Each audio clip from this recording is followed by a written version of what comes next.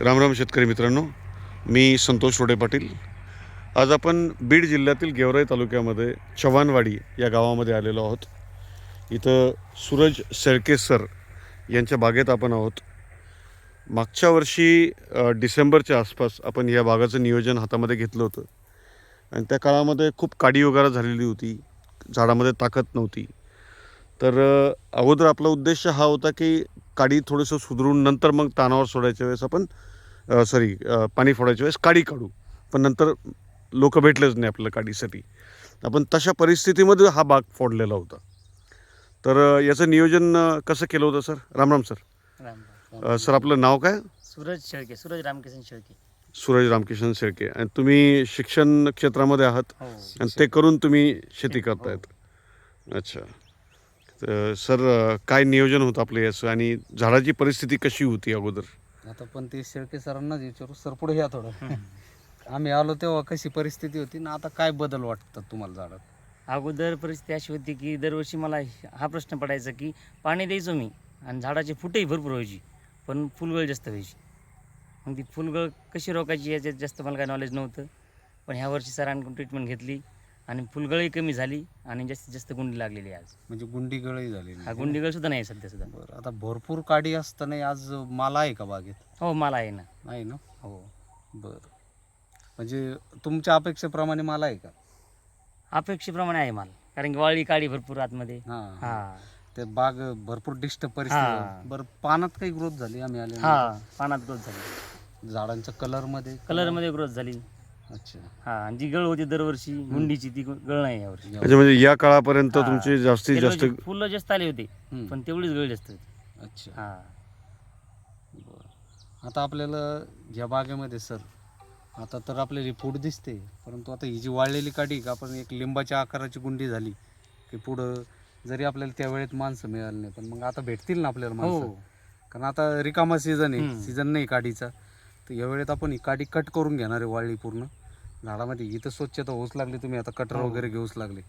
ही काडी पूर्ण कट करून पुढचं आपलं जे रिकामी काडी राहिलेली हिरव्यामध्ये जी फुटण्यासारखी आणि जिथं ज्या झाडावर अजून पाहिजे तशा प्रमाणात माल नाही, जसं आपल्याला अपेक्षा आहे.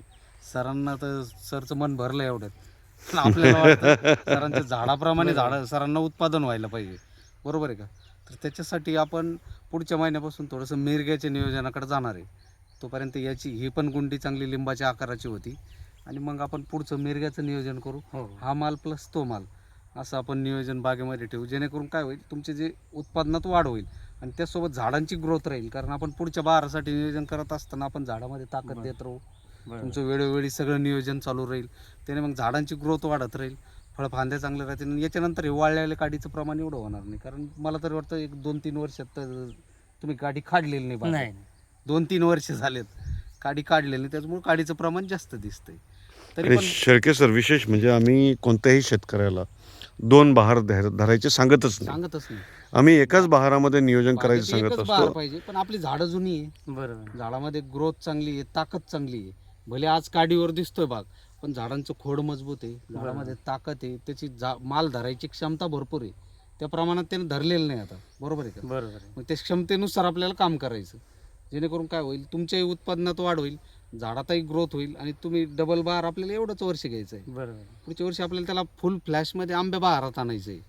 बरोबर आहे का? म्हणजे आता मिरग बहार काढून पुढं परत आंबे बहार घ्यायचं आहे आपल्याला. कारण आपण यावर्षी भरपूरशा बागावर केलं जिथं आंबे बहार कमी होता, तिथं आम्ही मिरग बहार घेऊन परत ते आंबे बहार चांगल्यापैकी फुटलेले आहे तिथं. जसं आपले केकत जळगावचे विजय थोरे सर, त्यांच्याकडं जेमतेम आंबे बहार होता, पण आता मिरग बहार होता, तर आता परत आंबे बहार चांगल्यापैकी फुटलेलं आहे. त्यांचा पण आपल्याला व्हिडिओ घ्यायचा आहे, दाखवू आपण ते पुढच्या व्हिडिओमध्ये.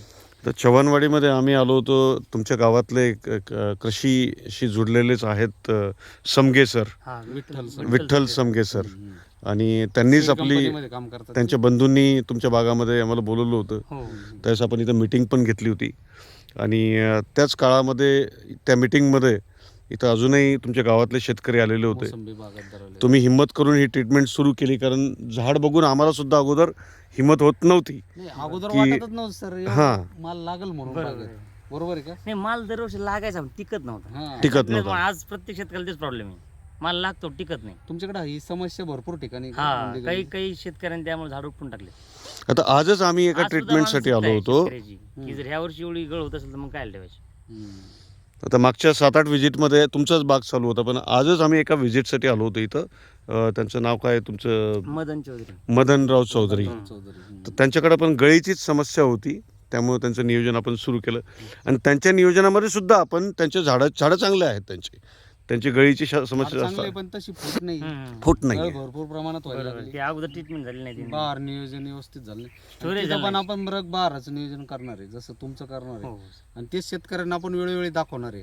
कारण ज्या बागेमध्ये तुम्ही 2-3 वर्ष जर काडी काढत नाही, तिथं परत आंब्या बहारात फूट घेऊन परत मृग बहारात फूट घेणं म्हणजे लय मोठी चॅलेंज. मोठं चॅलेंज असतं. पण आपण त्या पद्धतीत जाणार आहे. कारण काय होतंय, शेतकरी रगडल्या चाललाय. बरोबर. बरोबर आहे का? कुठंतरी एक योग्य दिशेने नियोजन भेटत गेलं का मग त्याचा फायदा शेतकऱ्यांना येणाऱ्या याच्यात काळात दिसतो. मग बरोबर. आपण त्याच पद्धतीत जाणार आहे. आज आता तुमचा जो काही खर्च झालेला आहे त्याच्यापेक्षा जास्त प्रमाणात तुमच्या बागेमध्ये आज माल लागलेला आहे आंबा आहे, बहार. आहे. म्हणजे हा तुमचं वार्षिक उत्पादन झालं आणि मृग बहार जे घेणार आहे तुम्हाला ते बोनस मध्ये आणि भेटणार आहे. जी गुंडी आली ती गुंडीची क्वालिटी ह्या वर्षी वेगळी परत. अच्छा, काय फरक वाटतो तुम्हाला? काय वाटतं क्वालिटी लांबही वाटते आणि त्याच्यावर जे म्हणजे जो तिचा कलर आहे कलर हा हा डार्क ग्रीन झालं. डार्क ग्रीन टवटवीत आहे. आणि आणि पानांची कमी जी वेळेची size साईज बी म्हणजे वाट लागली चांगली यावर्षी. हा. वाटते. नाही, शेतकरी मित्रांनी एक गोष्ट लक्षात ठेवायची, ज्यावेळेस गुंडी त्यांची थोडीशी लंबाकार आकाराची असते, हम्म. जसे अंड्यासारखी असते थोडीशी, हे बघा. तर भविष्यामध्ये ज्यावेळेस फळ बनतं त्या फळाचं साईज पण चांगली चांगली असते. येते, फळांची साईज चांगली येते. म्हणजे गोल गुंडीपेक्षा जर अंडाकृती गुंडी असेल लांब, तर तिच्या फळाची साईज चांगली होते. हम्म. आणि आपल्याकडे तशा प्रकारची गुंडी जास्त प्रमाणामध्ये आहे. हम्म. आता इथून पुढे आपल्याला हेच प्रयत्न ठेवायचे की इथून पुढे याची सेटिंग फास्ट, म्हणजे बरोबर.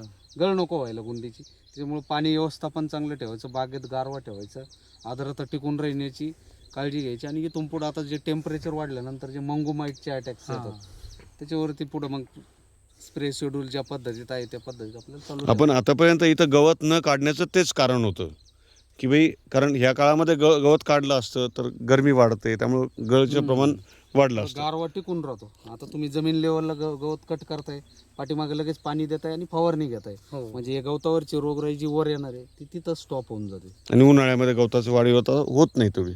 थोडीफार जी असेल ती मग थंडक ठेवायला चांगली राहते. चालेल सर, हो सर. आपण धन्यवाद सोबत सर. हो हो नक्की. सोबत हे आंब्या बहारचं तर झालंच नियोजन, पण आपल्या डोक्यात 2 पॉईंट यायचं अजून. झाड चांगलं दिसलं पाहिजे, पुढच्या वेळी आपल्याला अशी काडी बागेत दिसली नाही पाहिजे पुढच्या व्हिडिओत, बरं का? नक्कीच. आणि मृग बहार पण आपल्याला काढायचं बागेत.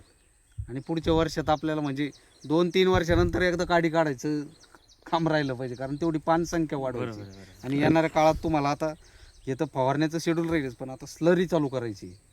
तर गोमूत्र, शेण, ताक, गूळ, तांदूळ पीठ ह्या गोष्टी तुम्ही सगळं सामग्री जमा करा.